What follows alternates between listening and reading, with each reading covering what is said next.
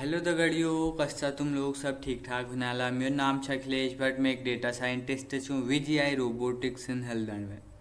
हमन ये पहली बार टॉपिक की खबर कर रहा छी एम्पेरिकल रूल और जेड स्कोर पढ़ो छी। और तुम्हें देखने ले ये मेरी पहली बार वीडियो, और न देखने वाले तो देख लिया। जेड स्कोर और एम्पेरिकल रूल पर एक वीडियो बना रहे इसमें। तो आज हम पढ़न कोफिनेंट ऑफ वेरिएंस, सीवी पढ़न जय फुल फॉर्म से कोफिनेंट ऑफ वेरिएंस। कोफिनेंस ऑफ वेरिएंस एक स्टैटिकल मेजर हूँ जो हमन के डेटा सेट में वेरिएबिलिटी के समझने में मदद करे। यह खासकर यूज़फुल उन जब हमारे पास अलग अलग डेटा सेट में कंपैरिजन करने में यूनिट मीन्स अलग है सकनी। और सीवी तब एक्सप्लेन करी जा जब डिस्पर्सन में स्टैंडर्ड मेजर्स बनी जा। तो ये थ्योरी देख ली नू कोफिनेंस ऑफ वेरिएंस। कोफिनेंस ऑफ वेरिएंस एक कैलकुलेटर करने लीजिए स्टैंडर्ड डेविनेशन और मीन डिवाइड करी जा। जब कि हम प्रेडिक्टेड मान लीनू कि यो बतूँ कि हमारे जो डेटा सेट में वेरिएबिलिटी मीन मुख्य कतु छ।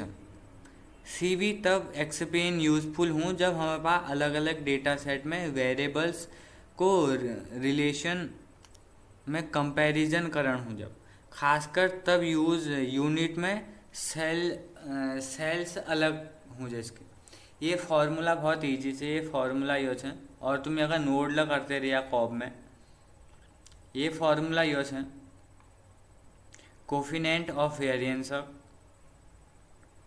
तो एग्जाम्पल यो है हमारे पास एक डेटा सेट से चाहो अलग अलग डेटा सेट से जैसे एक किस हमार मीन एनुअल जो रिटर्न है मीन 10% और स्टैंडर्ड डेविनेशन ऑफ रिटर्न किस 2%।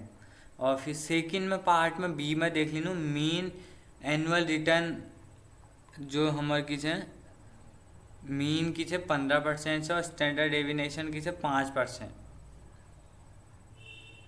और कैलकुलेटर यशीन करी जा हमार सीवी के कोफिनेंट ऑफ वेरिएंस के कैलकुलेट यशीन करी जा। या मैं कर रहा हूँ तुम अगर नोट करो फिर प्रैक्टिस करिए।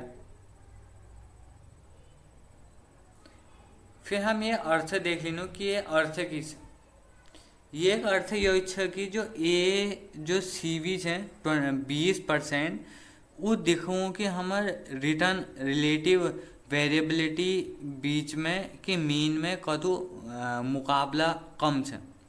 और सेकेंड वाल जो बीच है मुख्य सीवी 33.33% से जो बतूँ कि किसी रिटर्न क्वेले रिटर्न में इंटरसेप्टमेंट जो एज है वो मुख्य ज़्यादा वेरिएबिलिटी है। हालांकि बी जो मीन रिटर्न ज़्यादा है लेकिन वो रिलेटिव रिस्क वेरिएबिलिटी ज़्यादा है सका जिसके यूज हैंगर सीवी पता चल जाए।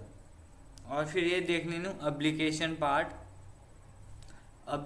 पार्ट किसी कोफिनेंट ऑफ वेरिएंस यूज अलग अलग फील्ड में करी जा। जिसके हमार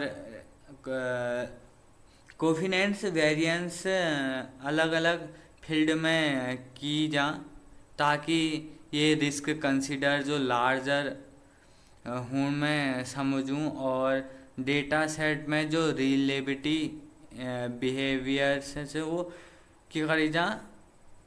जैसे मैं चलिए एक एग्जांपल दे रहा हूँ। एप्लीकेशन पार्ट की फाइनेंस में करी जाए। फाइनेंस में जो सीवी है ये एम ये हो कि अलग अलग इंटरमीडिएट्स जो रिस्क वेरिएबिलिटी है वो एक्सप्लेन रिटर्न करी जा। और जैसे सीवी यूज उन चूज करी जा जैसे कि हमारे रिस्क बैलेंस डेटा में जैसे कि फाइनेंस में करी जा।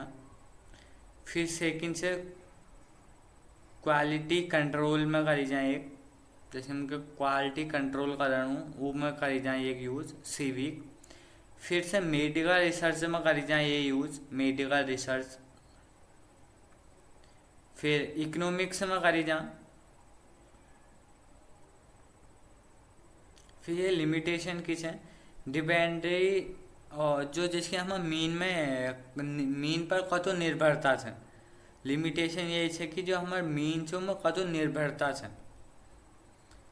एग्जाम्पल यो दी रहा मैं, ये अगर नोट करते रहो तुम। फिर से एक जो पर्पस है प्रोबेबिलिटीज, यस एक समरी में मैं ये शॉर्टकट में दी रहा हूँ, अगर तुम नोट करो। कोफिनेंट ऑफ वेरिएंस, यो एप्लीकेशन पार्ट्स और लिमिटेशंस, जो कन्फ्यूजन, तुम इनका नोट करो।